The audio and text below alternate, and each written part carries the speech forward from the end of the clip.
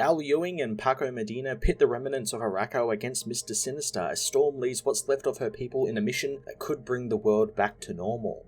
Al Ewing picks up some threads from Sins of Sinister issue 1 and focuses on Storm's mission to stop the villain and revert the timeline back to how it should be. Reading this issue, while there are currently several Marvel and DC mini-events running right now with multiple tie-ins, really made this issue stand out as the poster child for just how to do a tie-in. It's its own thing first and foremost, picking up Storm's story from Sins of Sinister issue 1 and her role as now sole leader of the refugees of Arakko after the planet was destroyed, and then it also deals with the main plot points of Sins of Sinister, revealing what happened to Sinister's lab on Myr Island, as well as fully outing his Moira clones to the mutants. Ewing balances all of these things so well and fits them together like the perfect jigsaw puzzle. The issue is also really rewarding for those like me who have read X-Men Red and Sword, obviously picking up with those characters and that same team, and following on threads from that book, like Orbis Stellaris being revealed to be a Sinister clone.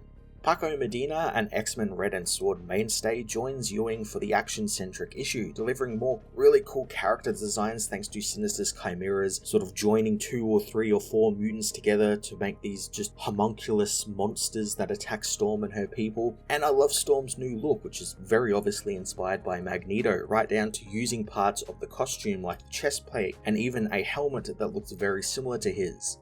Storm and the Brotherhood of Mutants issue 1 was a fantastic tie-in, doing everything a tie-in should do by furthering the main event's plot forward meaningfully, while also telling its own story with its own characters. I'm going to give this issue a 10 out of 10.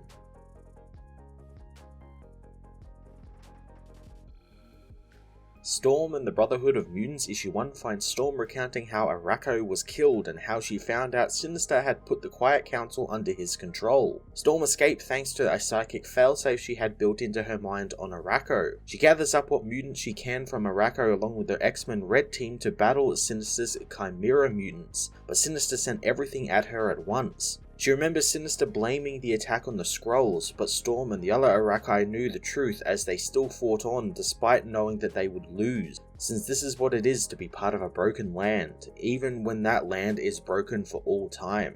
In the present, Storm tells the captured Destiny that thanks to her telling the mutants to wait, they are now scattered to the winds of space amongst the asteroids which used to be Arakko. Storm demands Destiny tell her how she thinks she feels, but Destiny knows that Storm hasn't forgiven her, but killing her won't solve anything. Storm thinks that if her predictions can fail, then the predictions she made for them can be forgiven, but if she is manipulating them like chess pieces and choosing a more opportune moment for herself, then she should not have come. But Storm knows that Destiny isn't actually there. Ironfire appears behind Destiny, stabbing her and revealing that it wasn't Irene at all, but Mystique, who thinks John could have chosen a less agonizing way to reveal herself. John knows that she can heal from her wounds as Mystique finds John being Storm's lackey funny, since she thought only Omega level mutants could serve the Great Ring, wondering if that rule died with their planet. Storm calms them, demanding to know why Raven is there. Raven delivers them a message, asking if Storm wants Arakko to live again. Raven reveals that secret clones of Moira McTaggart were being made by Sinister, and he activated her mutant gene to reset the timeline to the first moment of her life whenever anything went bad. She reveals that currently the clone's life began 10 years ago as some type of save point, and killing the clone and resetting the timeline would be how they save their world from Sinister.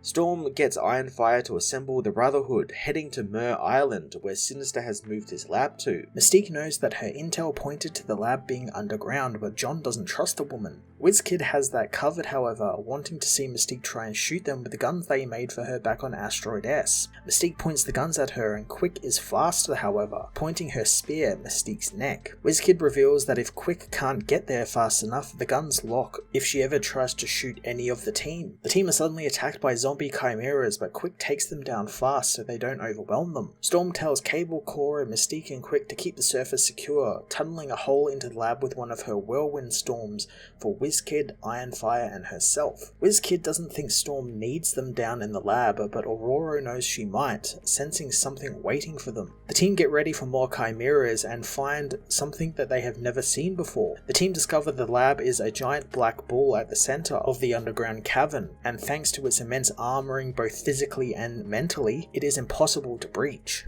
WizKid gets to work trying to find a way in, deploying some discs he's been working on as Storm and Ironfire keep the chimeras off of him. Storm compliments John's Rain of Pain attack, remembering him using it during the Genesis War. She amplifies the attack with her lightning, making it even more deadlier. WizKid activates his discs on the black orb as, on the surface, Cora tells Quick to buy them a moment to regroup with the others below.